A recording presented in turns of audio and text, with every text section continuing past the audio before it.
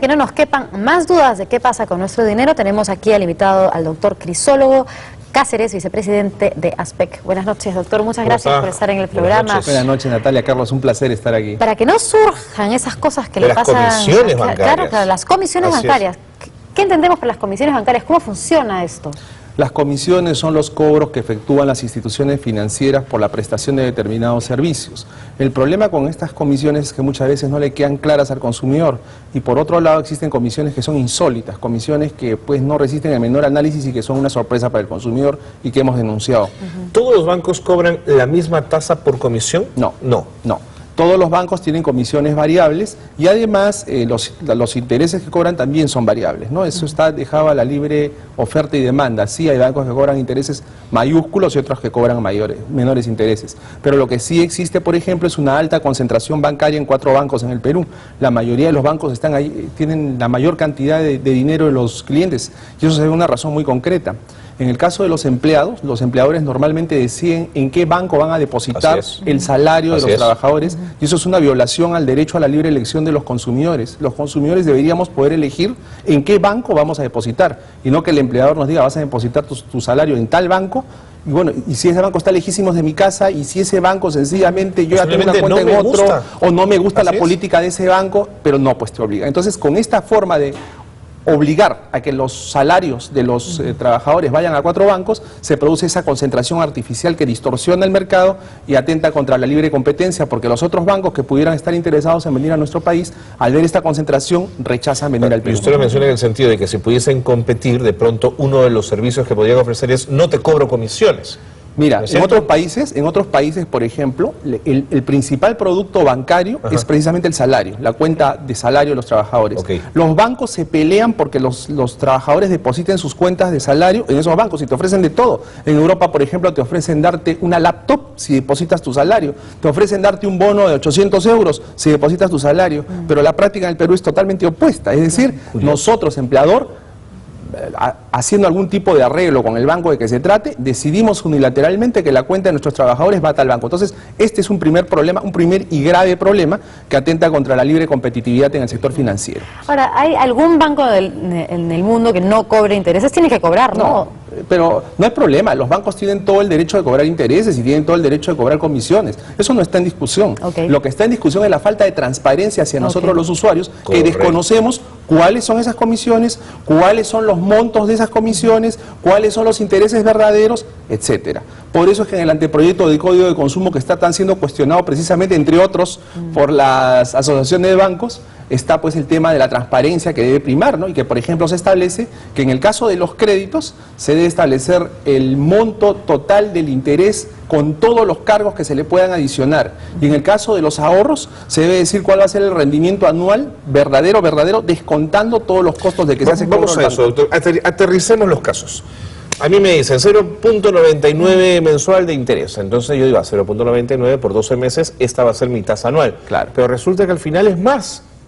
Ahí hay un problema, ahí no me están diciendo la verdad. Los números escondidos suelen ser los números escondidos precisamente porque ellos te pueden decir cuál es el tema del interés, entre comillas, pero no te dicen los otros conceptos que se adicionan a eso, sea para subirlo o sea para bajarlo, ¿no? Entonces, en el tema de los ahorros tú puedes obtener de repente un dinero inferior al cual tú esperabas, y en el caso del manejo con tu tarjeta de crédito pueden estarte cobrando intereses o cargos mayores a los cuales tú estabas pensando que te ibas a hacer acreedor, ¿no?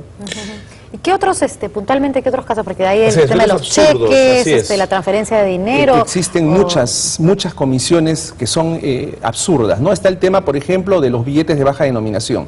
Los bancos te dicen, yo te voy a cobrar a partir del billete 31. Supone que tú tienes una pyme y vas con tus billetitos de 10 soles del día a hacer tu pago en el banco. El banco te cuenta hasta el billete 30. A partir del billete 31 te cobra 10 céntimos porque es un mayor trabajo para el cajero que tiene que emplear más esfuerzo en contarte, ¿no? Así, de risa. Es algo nuevo, no, eso es. O el tema del horario extendido, no puede ser. Natalia, el tema del horario extendido, que los bancos, como una manera de atraer más clientes, te dicen, ¿sabe qué? Nuestro banco trabaja sábados, domingos y feriados hasta las 10 de la noche. Claro, y uno piensa, qué maravilla. ¡Qué maravilla! ¡Qué lindo! Pensaron en mí. Ese banco lo quiero, yo voy a ser cliente de ese banco. Vas a ese banco, un día sábado a las 6 de la tarde y te dicen, ¿sabe qué? Un momentito, está bien, vamos a hacer caso de su operación, pero usted nos tiene que pagar una comisión porque estamos trabajando en horario extendido. Pero, ¿cómo? No a mí nadie me dijo eso. Y hay comisiones por horario extendido que pueden ser altísimas. O sea, te invitan a la fiesta y te cobran. Exacto, pero no te dijeron que la fiesta era pagada. O sea, si tú supieras que la fiesta era pagada, de repente no decidías ir. ¿Hay comisión por reclamarle al banco? Hay comisión por reclamar al banco. O sea, si tú presentas una reclamación al banco y el banco dice que tu reclamo es infundado, te penaliza, te multa por haberle hecho perder su tiempo. O sea, no debes reclamar. O el tema del estudio de poderes, volviendo al ejemplo de las pymes, ¿no? Si tú tienes una pyme y te dan un cheque a nombre de tu pyme por 300 soles, digamos, ¿no? Y tú te vas al banco con tu poder, con tu vigencia de poder que has sacado ese mismo día, 20 minutos antes en el registro público, y presentas tu poder al banco y le dices, señor, págueme mi cheque de 300 soles, mira, acá está, yo soy el titular del pyme, soy apoderado, acá está mi poder. El banco te dice, lamentablemente primero tenemos que hacer un estudio de su poder. ¿Pero qué van a estudiar, señor? Le estoy trayendo una copia literal del registro. ¿Y cuánto es el estudio? 150 soles. 150 soles porque el departamento legal del banco estudie tu poder, entre comillas. ¿Qué tiene que estudiar? Si estás trayendo un documento público expedido ese mismo día por el registro público. Entonces, esas cosas Bueno, pero si quisieras estudiarlo, le aseguro que no cuesta 150 soles. Es simplemente una revisión en la computadora. No, pero claro, o sea, por último podrías hacer una revisión online. Pero si estás trayendo un instrumento que acabas de sacar del registro, con los sellos y la firma del registrador público correspondiente, es una cosa disparatada que te puedan decir esto, ¿no? Entonces hay toda una falta de opacidad. Bueno, y ni hablemos de los productos no queridos ni deseados, ¿no?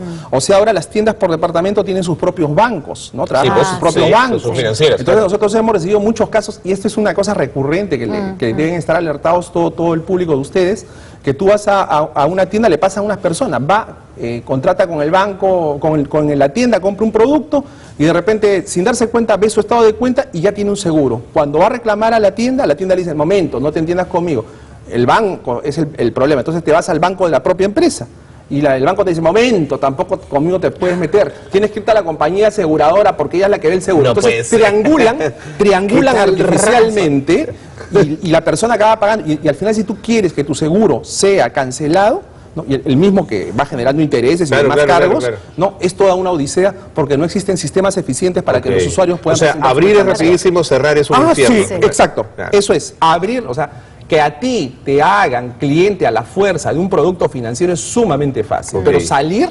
es una cosa de locos. Y no hablemos de que estás reportado en las centrales de riesgo, ¿no? Porque muchas empresas te reportan a las centrales de riesgo. Las centrales de riesgo, para que lo sepan nuestros televidentes, son empresas en las cuales se consigna el historial financiero de cada ciudadano. Entonces tú en esa central de riesgo puedes estar reportado como moroso y tú de repente no lo sabes. O sea, de repente tú dijiste, por estas cosas mágicas, voy a pagar estos 100 soles y cancelé mi deuda con esta empresa, ya no le debo nada, y te vas de viaje. ¿No? Pero como estos sacan unos intereses loquísimos, no cancelaste el total de tu deuda, sino que quedaron 30 soles pendientes. Uy, eso se infló. Se inflaron y ahora debes tanto. Y tú no lo sabías. Y ya estás reportado a una central de riesgos. Hay gastos escondidos, ¿no? Hay gastos escondidos y cobros escondidos, como por ejemplo simplemente el hecho de usar un cajero automático que no pertenece al banco donde pertenece tu tarjeta, ¿no? Disponer de plata. De un cajero es... Hay 60% de interés en algún caso. Sí. Con sistema revolvente 36 meses, entonces te fundiste. Pero bueno, dicho esto, también hay que decir que la Asociación de Bancos, y con esto acabamos porque el tiempo nos está ganando, tiene un sistema para quejarse de los bancos que es el defensor del cliente financiero. Ah, mira, interesante. Y yo creo que esta puede ser una buena solución. ¿Qué piensa usted, doctor Cáceres? Bueno, que puede ser una buena solución en la medida en que dicho funcionario no fuera nombrado por los propios bancos, ¿no? O sea, para que exista un funcionario de esas características y haga un trabajo eficiente y confiable, debería ser una persona independiente. Porque los bancos se han comprometido que no a hacer tuviera, que no tuviera vínculo. Pero es bien difícil, ¿no? O sea, ¿qué tan independiente puedes ser tú si tu empleador es la persona a la cual tú debes fiscalizar? O sea... Es difícil. No lo sé. Claro, la imparcialidad ahí es... En todo caso, la imparcialidad, por decirlo menos, es algo que podría discutirse, ¿no?